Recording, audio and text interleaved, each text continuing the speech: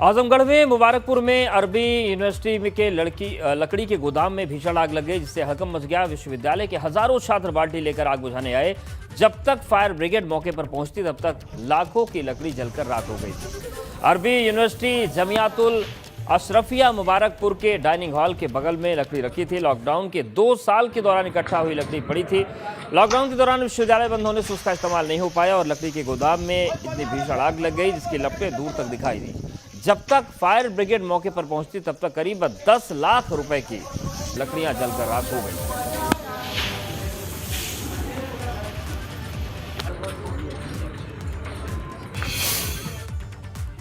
और जमीयत उलेमाए हिंद के अध्यक्ष मौलाना महमूद मदनी से बीबी गंगा ने एक्सक्लूसिव बातचीत की और बातचीत में उन्होंने कहा कि भीड़ तंत्र, सड़क तंत्र और गालियां देने से कोई हारे या न हारे, देश के हारने का खतरा जरूर पैदा हो जाएगा। उन्होंने नेताओं को नसीहत दी कि मिलकर हालात को बदलना होगा, एकजुट होकर राष्ट्र की सुरक्षा, एकता और अखंडता के लिए कुर्बानी देनी होगी। मौलाना महमूद मदनी से एक्सक्लूसिव बातचीत की संवाददाता सनोज।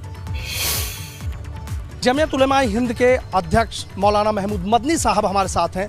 2 दिन का अधिवेशन हुआ। कल उनकी आंखों से आंसू छलक आए थे और आज उनके दिल में इसी बात का दर्द कहीं ना कहीं नजर आया कि लोग कहते हैं कि इस मुल्क से कहीं चले जाइए, लेकिन उन्होंने सीधे कहा ये मुल्क हमारा है, हम कहीं नहीं जाएंगे। खास बातचीत कर लेते हैं महमूद मदनी साहब से। मदनी साहब, कल भी हमने देखा कि आपकी आंखों से आंसू छलक आए थे और आज भी इस बात का दर्द नजर आया कि लोग कहते हैं कि पाकिस्तान चले जाइए। ये तो एक पूरा सिलसिला है, एक बात नहीं है, बहुत सारी बातें हैं। तो हालात को बदलना है हमें मिलकर के, और उस बदलाव के लिए ज़रूरी है कि हम सब लोग इकट्ठे हो के मुल्क बचाने के लिए, मुल्क को की जो राष्ट्र की जो सुरक्षा है, एकता है, अखंडता है, उसको बना के रखने के लिए हम लोगों को कुर्बानी देनी होगी। और वो कुर्बानी सबसे बड़ी यही है कि आदमी संयम रखना सीखे और शांति के साथ जो डिस्प्यूटेड मैटर्स हैं, जिन चीज़ों में इख्तलाफ हो सकता है और है, उसको उन तरीक़ों से निपटाया जाए जिससे मुहज़्ज़ब समाज जिस तरीक़े से निपटाया करते हैं। अगर सड़क तंत्र होने लगेगा, भीड़ तंत्र होने लगेगा, गालियाँ दी जाने लगेगी, नफ़रत का सबक होगा, तो इससे हो सकता है कि कोई हारे न हारे, लेकिन देश के हारने का खतरा ज़रूर है।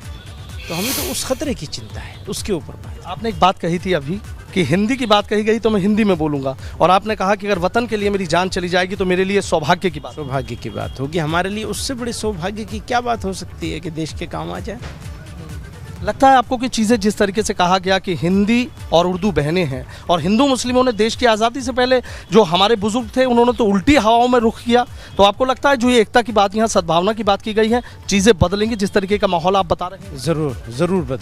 ज़रूर बदलेंगी।